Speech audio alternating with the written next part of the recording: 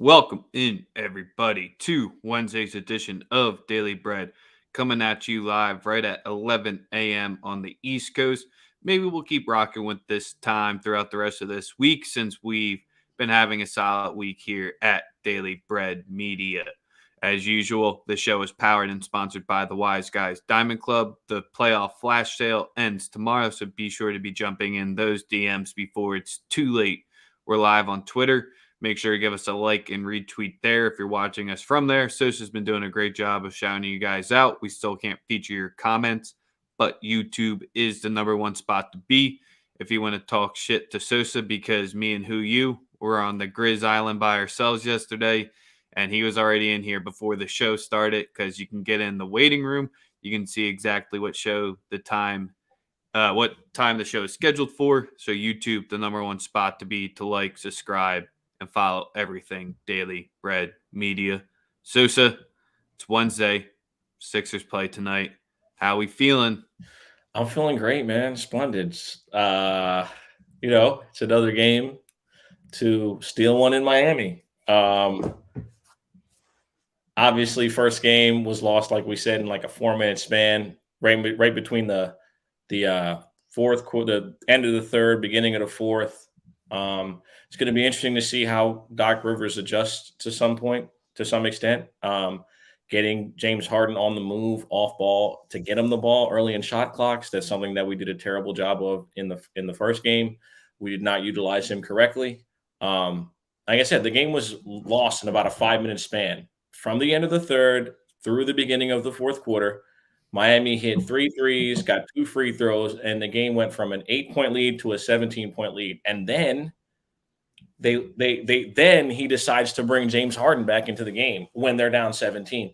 So again, that's partly coaching, and to me, it's a huge part in coaching. But the game is the game, man. Onward and upward. Just got to get one in Miami. That's all. It's that simple. Yes, sir. And last night, Ja came through like he did not in game one to seal the deal. Really as simple as it is in that one. And then the Celtics from start to finish, that was a rout. Hey, Doc Rivers, top 15 coach of all time, though. Agree to disagree. Hey, the NBA said so. Yeah, we'll definitely agree to disagree on that one for sure. I'm not agreeing with them. I'm just stating the fact out there that he's up there. So is Spo. So you got 2 top 15 coaches going at each other in the playoffs. But we'll get into the Champions League action to start today's episode. Then we'll jump into the MLB slate since that's throughout the day. So you got your looks throughout. And then we'll end it with the NBA as usual. And we got to shout out the NHL playoffs. So we might have to start bringing it into the show because, to be honest, I watched the NHL playoffs over the Celtics game after it was 15-3. That's all I needed to see, and I kind of tuned it off.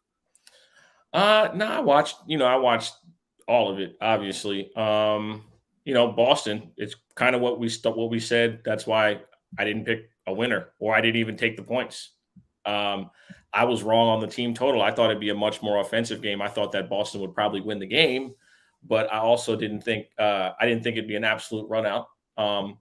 But again, it's one game. Boston, they showed resolve. They're back against the wall. They made 17 more threes than Milwaukee. I mean, anytime you get outscored by 51 points from the 3-point line, I don't think you really think there's a chance that you're going to win that game in 2022. That's idiotic if you think that.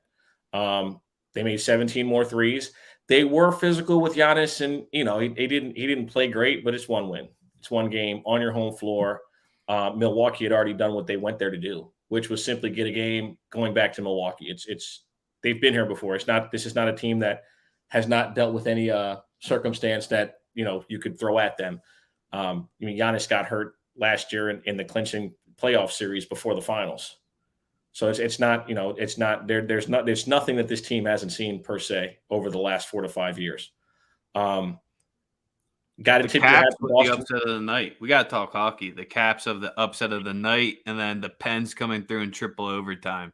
That's why I had it tuned off of the Celtics Bucks last night. Oh, okay, Yeah, yeah. gotta tell myself on that one. But I watched Grizz versus Warriors. You know I watched that one. I mean, I definitely caught some of that hockey game because No, I you didn't. couldn't. Stop lying. Well, I'll tell you why. I couldn't fucking see. I mean, Sports Center. It came on when Sports Center was supposed to come on. Yeah, they're on both ESPNs last night. Exactly. So I caught like maybe 5 minutes of the first overtime. Heard it went to 3. Yeah, 3. And this is That's something where I ran into the Warriors Grizz game, but that's where I watched the Ice Cats go down my squad for the playoffs. I don't understand something though in regards to the hockey playoffs. Why is overtime not the same as in the regular season where it's like isn't it like it's like 3 on 3 or whatever, right? Like 4 on 4. Yeah, it would be too tiring to go to triple because how much during the regular season they go to triple overtimes, and especially with back to backs, that's where they Right. want to keep. It's stupid. No, I agree that it changes. It just doesn't make sense. But You that's the sole reason why, because you would have the triple and quad overtimes, and players would be getting hurt and not even making it to the playoffs at that point. okay. 6 minutes into the show, let's get to the Champions League match. Sosa, Liverpool made you sweat a little bit yesterday, with both When? teams score, and you're down 2-0 at halftime. I know I you're don't faking it on Twitter saying you weren't scared, but I secretly wasn't deep worried at down. all. Like, what was there to worry about? We were the better team. But We understand the task at hand. We've been there before. That's a no sweat against a Unai Emery coach team. Come on. But it looks like you might be a little scared today, and you might be buying into the FIFA tinfoil hat where they won an all England final because you're not rocking your Madrid jersey today because they're home dogs sitting at plus 220. You got the over 3 sitting out there, juiced a little bit to the up. You got both teams to score sitting at the minus 200 price, so they're expecting the goals. And what was the only other thing? Yeah, the Madrid team total, most interesting look. So before I break it down more, because I'm going completely against the grain in this match, I want to hear what you like. Oh man, the both teams to score is getting hammered. Minus 215. I personally think that I don't know. I think the first half draw is what I've been veering towards. I think it ends up being like a game where both teams try to be ultra offensive and they end up just it ends up being one of those situations where they end up converting no chances in the first half. We get out of there with a first half draw. Like that's what keeps resounding in my head personally. But what are your thoughts? I got Man City on the money line. I think the Madrid team total over 1.5 at plus money. That was like the first thing that caught my eye, and I was about to lock it in. It just seems a little too easy and too good to be true. So that's where the plus 107 was fishy as well, because I was trying to target Madrid here in any sort of fashion. I think City get through here, and I think it goes under 3 or Okay. pushes at worst. I don't think we see the goal fest that we've seen in the prior 2. I think your first half draw assist is a good look because I don't think there will be a goal in the first half. I'm going to keep it simple, though, and not get messed around in the total. And I'm just going to take City on the money line at plus 107. And I'm on the first half draw at plus 140. I think City obviously they're the better team. They saw what we did yesterday. That's the only thing. It's like what level of motivation is there to go out here and be offensive for Man City? I don't see there being too much. The So books are telling you they're going to be, though, because their team total that J Wolves vid has up is minus 135 on my book. And Madrid's same number is at plus 115. So they're seeing, I don't know. It's one of those spots where I think FIFA wants the all English final. I agree. Let's They get are the to two best today's teams in Europe. MLB slate. Sosa, we starting it off at the 12:40 game, or are we targeting something later in today's slate? The 12:40. It's the first game of a doubleheader, correct? Let me just pull it Is up that and that's not that? Who's someone's got a doubleheader today? give it to you in a second. I'm just refreshing all of the lines. The Pirates and the Tigers do, and the Padres and the Guardians do. Oh yeah, There's 2 doubleheaders. Those both don't start till 1. yeah. No, that's the first game one of the doubleheader is what I want to go into. I like today. I like the Detroit Tigers on the run line at minus 1.5 at plus 152. Game one of the Ooh. doubleheader. I think they come out here and they handle business no problem. I I think this is a get right situation for Detroit. They get the pretty much the back end of a bad rotation for a set against one of the teams that we expect to be one of the bottom feeders in baseball. I think this is a great opportunity for it's a great opportunity for Detroit to get right. So that's my expectation. I think they come out tonight, set a good tone, and clean up the Pittsburgh Pirates at the 1 o'clock start at home. Back home, you want to be good in front of your home fans. Yeah, that's my reasoning for liking them today. I think they probably sweep the doubleheader, but we're going to go with them on the run line at plus Ooh. 52 I was about today. to say, what about a little Tiger parlay there? Oh, double up. So the money line. Don't even have to worry about the run lines. You just take them to win outright in both games and parlay it. That works But too. we usually don't advise on the parlays on the show, but at the minus 140 and the minus like 130 price, I'll probably come out to be something nice. And as Sosa's pulling that up, just want to remind everyone out there, a lot of sevens on the board today. And the only thing above an 8.5 is the Colorado game. And that's basically mandatory at this point. If you money line them both, it is plus 230, 236, plus 236 for both. Are you going to do it other than the run line? What's your look at? What's the official play? No, it's the Tigers run line game one. I mean, I wouldn't be, like I said, I wouldn't be surprised if they do sweep the doubleheader. But first game back at the crib, I like Detroit to bounce back in this series. Yeah, it's upsetting. Not any of Brubacher's not on the mound today, and it's not any of my fade pitchers days out there that we do it consistently on the show. We got some new contenders out there, but Sosa, it's Corbin Day. The Rockies, in your words that you texted me, they stink. I think that was just maybe a one-game sample size of their team total not going over. We have to be going back to the well today, especially with Corbin on the mound, correct? We do. Even though he performed all right. He performed all right. His last start out, he wasn't terrible. And the bats picked him up a little bit. But yeah, I mean, this show is a fade Corbin show. It's what we do in the city of Philadelphia and in New Jersey. We fade Patrick Corbin. So, what play are you suggesting in I was going to say he's made 24 starts because of his time out west. So that's where he is a lifetime 4.58 ERA. And the last time he started in Colorado, he gave up to 6 hits. Team loses more often than not. I think we just have to go easy, simple. The team total is 5.5 at minus 110, but it's listed that way for a reason.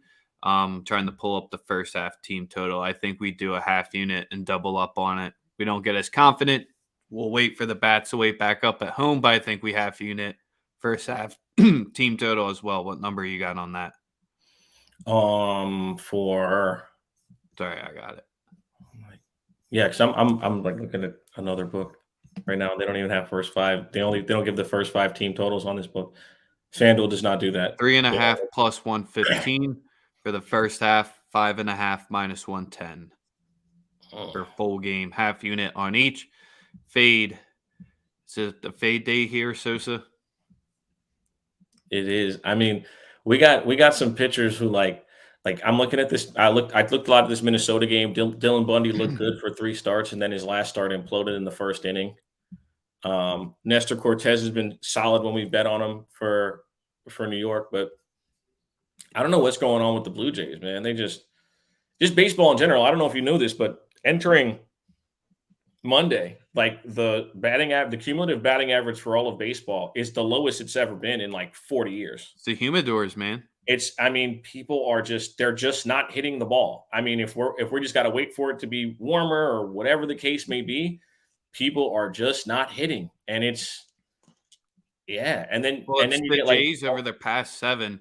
I mean, they're 3-4 overall, so it's not that terrible with their 15-10 record, but they're averaging 2.4 runs over that span. When on their season, they're at 4, and they're only batting .222 on that span as well. And they're allowing 4.7 runs, which is 0.6 more than their season average. So that's just where Toronto, they've fallen into one of those stretches that happens in the long season. And when they went Boston, Houston, Yankees, I mean, and Houston the series before it, it's not like they've had the easiest cakewalk schedule like we see the Yankees.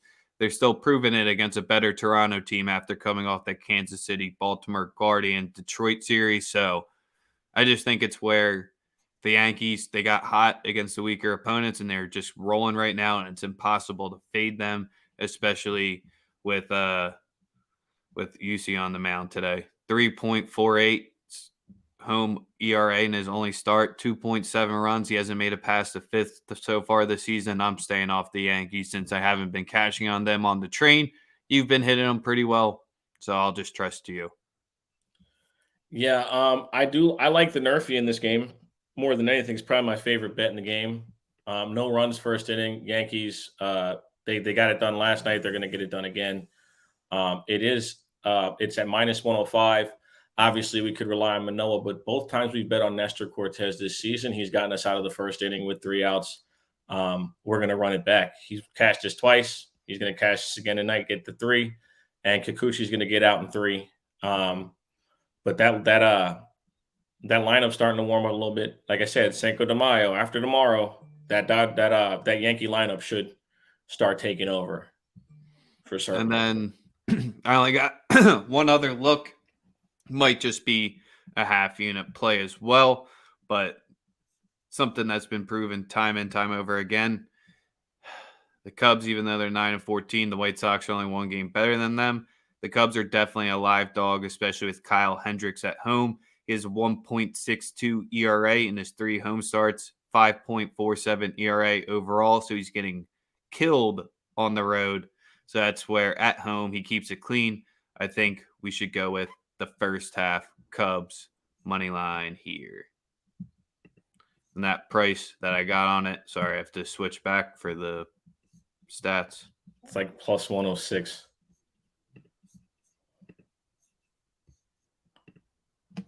+124 first half money line. And that's how we'll round out the MLB slate for today. So let's get to the NBA. We start. What game we start? We starting off with the Phoenix game. Now we can talk about the Sixers. It was bad luck where we saved them for later. We have to go in chronological order.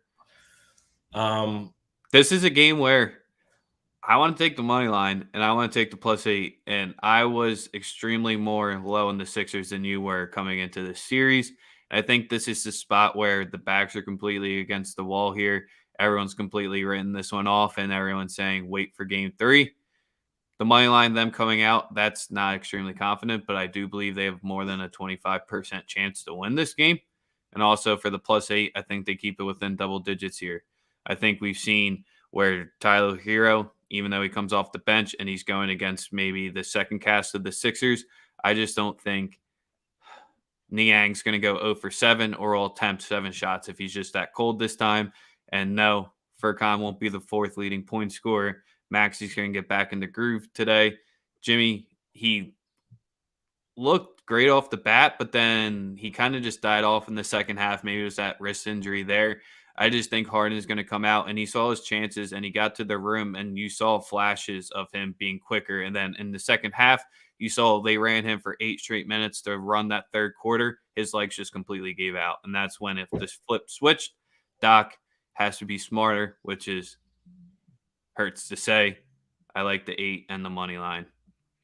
Yeah, I'm on the same. If you're scared, go to church. If you're reading newspapers and watching ESPN, enjoy that.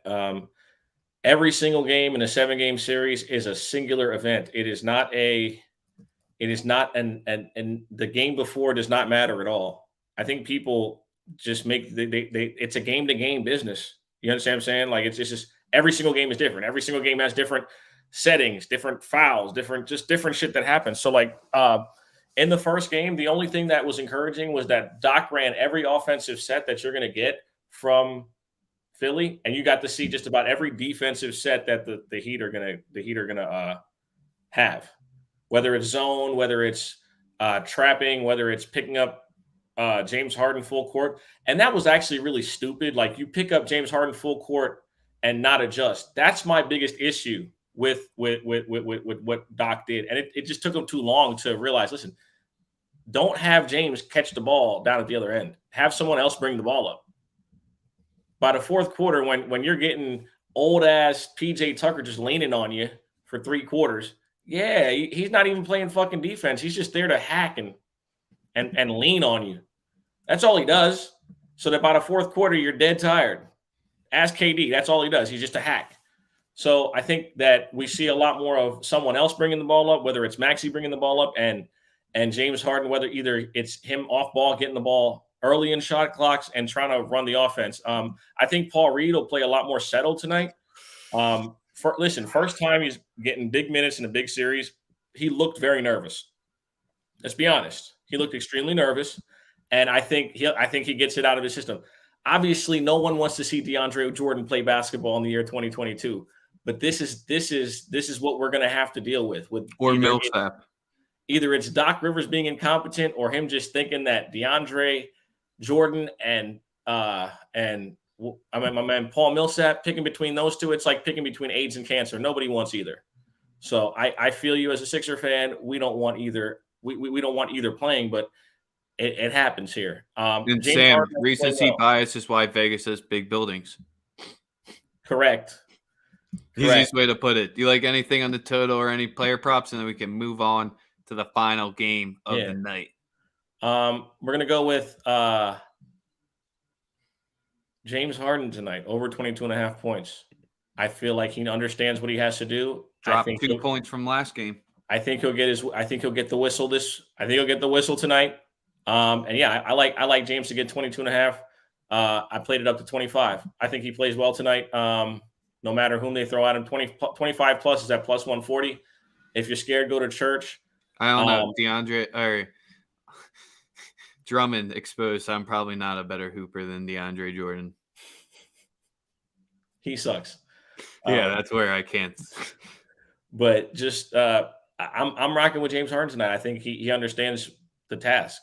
You got to win one game in Miami and hold it down till Joel comes back. It's just, win or lose. I'm not saying we're out of the series in any stretch. We just got to go home and do what they did. Win 2 games on your home floor. What about anything else you like? Anything on the Heat side? Nothing for Toby? No, because usually when Toby has a good game, the next game he puts out a stinker, let's be honest. So that's my full expectation, all right? Now my full expectation is that Tobias Harris would probably not play that well tonight. But Maxey, I think, don't believe the fake headlines, my boy. Don't believe that. That's a lie. Anytime teammates argue, they hate each other. But they weren't even arguing. Like he was going to go sit next to him, and then Sam Cassell called him over. So let's get to Mavs Suns.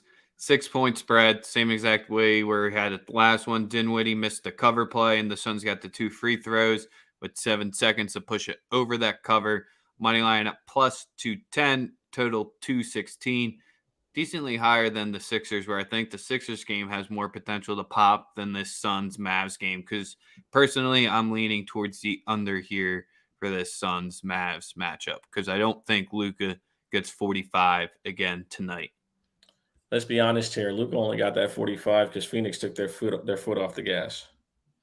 I don't think that happens tonight. It's cool to talk about. It's cool to talk about if you're a Dallas fan. It's totally cool. Like, oh, you had 45. Phoenix took their foot off the pedal, bro. They were getting fucking smoked and bent over. So I like Phoenix again tonight to cover, to win the game. They got no answer for DeAndre Jordan, for DeAndre Ayton. Yeah, the Suns, the Heat don't. Clip that. I'm going to clip that and not keep that last part out there. That's definitely going out after this show. Oh, man, I fucked that one up. He went under his 5.5 point total. They can't handle him. They can't handle DeAndre. But yeah, Ayton, man, it's kind of like Ayton's like, he knows it's a contract series, which you said it was going to be. But I think Kidd is smart enough that I'd be more tempted to go with Ayton under tonight. I just think it's Contrarian Rex Day, man. I don't know it is. Let's get it. I mean, it's not official, but that's why I like the under 216 here. I don't think the Mavs break 100 tonight. I think the Suns get like 105. Well, I don't know, man. I mean, obviously, we've seen Dallas play games that are slow and under all season, so I'm not disagreeing with the play at all. Um, yeah, but again, if we're having to pick a winner, it's just like yesterday. I'm real hesitant to do that because like I'm fully aware that it's the playoffs. Weird shit happens. It's all right. The Mavs are going to get the 2 at home. I ain't worried Shut about up. that. I'm still rocking with the Mavs to win the series. Don't worry. I haven't jumped that ship yet. I Dallas. do. The I do only have team to that I give. will rock with from Dallas. I do have to give a PSA though. Listen, the only reason you have heard me say things that might be coming off as negative about John Morant is because I picked the Warriors to come out the West. Okay, John Morant's still my favorite player. What he did last night was fucking amazing. I mean, that was like some Iverson type shit. Like it really was. Mm-hmm. It Put the looked like team an on your Iverson back. game. That looked like an Iverson game. Just unbelievable. I do think that much like the Milwaukee Bucks, the Warriors were just satisfied with getting a game. Like they wanted to win last night. Obviously, it's not like they didn't try, right? But at the end of the day, when you know you're going back Yeah, home, you flip the series. You flip home court. yeah, you've already taken home court. Like that's why, like I say, it's a game to game situation. You don't know what happens, right? Like Boston last night hitting 17 more threes than Milwaukee. Like no one anticipates that. It happens. And it's the Yeah. same thing. No one anticipates that Ja's going to score the last 15 points of the game, and the Warriors blow a Well, lead like that's that. the only way I think they can win it at this point, though. Right. So again, it's clear that we don't expect it, but when it happens, it happens. All right, we gotta finish up the show. The elephant in the room. Was it a dirty play last night? By Dylan Brooks, no. Things happen so fast, dog. Like that. Because I Like saw the Zaza comparisons instantly. no, like bro, like as soon as you watch a replay, right? It's always 10. Remember, you seen the Chappelle skit when he's like, everything looks better in slow motion, Oh, what right? about the dude's arm that Right? tried No, to? but you know what I'm talking about, right? Where they're like, everything looks cooler in slow motion. So like after the play, of course you get like 8 billion replays where you see it slow as shit, and you literally see like Gary Payton's head just like, you seeing that, and it looks, but in live action, like, nah, Dylan Brooks is trying to avoid a bucket. Like, one bucket could be a thing. You know what I'm saying? That shit did not look as good in slow motion, though. No, it did not. That looked bad, very bad. Um, Well, it's kind of like any NFL hit across the middle when you put in right. slow motion. And it's like, and when you slow down the Sheldon Brown hit on Reggie Bush, that looks real Remember, it's bad. like But what about the dude's arm that tried to rush Chappelle, man? Jesus Christ. It's like nowadays when someone gets fucked up on the football field, we like hold hands and pray. And like back in the day, it'd be like, yes, fucking kill him. Like, you know what I'm saying? It's just completely different society we live in. I'm just because I mean, listen, me as if I was like on the bench for the Grizzlies, I'd be fucking cheering. You know what I mean? Like I would make sure he was cool, but I'd be like, yo, Dylan, like, way to not let him get a dunk. You know what I mean? Nah, it actually did not, because if you look at the Grayson Allen play, Grayson Allen swings twice at the basketball. Grayson Allen's thing was 100% reputation, because if you rewatch the play, they even after the league office even released it, you look at the video, he swings with one hand and he swings with his other hand, never makes contact with Caruso's head, makes full contact with the ball. Caruso hitting the ground is what fucked him up. So, and I don't even fuck with Grayson Allen, but that's So really the last truth. thing, That last one. did Just saying. Jalen Brown push off Grayson Allen? Still a great play, regardless. Is water wet? Yes, he pushed off. He literally hit him on his hip. It was hot. He had to make the shot, though. Shout out to him making the shot, but come on. Yeah, that was Thank the only you. thing when people were going nuts. I was just like, "Ooh, I've been that before, where you could just get the shot right there, and there's just nothing you can do." But I mean, Jordan pushed off too. You had to make the shot. You know what I mean? Just make the shot. Jordan pushed off. The It's GOAT pushed basketball, off. man. Push The offs are game is the allowed. game. The game is the game. The Yeah, it's ref ain't allowed. calling I was shit. just saying, it's just no help, and you just falling back. We've all been there Oh before. yeah. Just yeah. But yeah, I'm trying to think of anything else that we missed. No, I can't think of anything. No hockey plays for tonight, Sosa. Fuck no. Why not? You're hot. I'm always I'm on fire like Richard Pryor, man. You know what I'm saying? It's always good around here. You're interested in Maple Leafs? That's what you told me. You're interested in Maple Leafs at home with Bieber there against the 2-time reigning Stanley Cup champs? They just beat them in game 1. I watched that. Nah, no. Before we leave, this is what I want you to do. Everybody, this is what you should do. Gary Bettman, the guy, the boss of the NHL, right? They asked him a question about Alex Ovechkin. You know where Alex Ovechkin's from, right? We're not allowed to talk about. You're not allowed to talk about them on ESPN. You're not talking about that country, right? Because of what's going on. Bettman starts talking about Alex Ovechkin, and when he realized that he'd been talking about him too long, this is what he said. Also, shout out to Austin Matthews, the first American-born hockey player to ever score 60 goals in a season. That man switched the shit so quick to Ovechkin, America. ESPN is trying to brainwash you. That's all I got to say. Give us oh wait, we got to do the one question. Joseph, I hope you're still here. Start, bench, cut, Sosa. No comment. You have to comment. I'm not answering that question. Answer it. No. And that's because you're cutting Tatum or D-Book. We out. We'll be back live tomorrow. I don't know what That's you're 100%.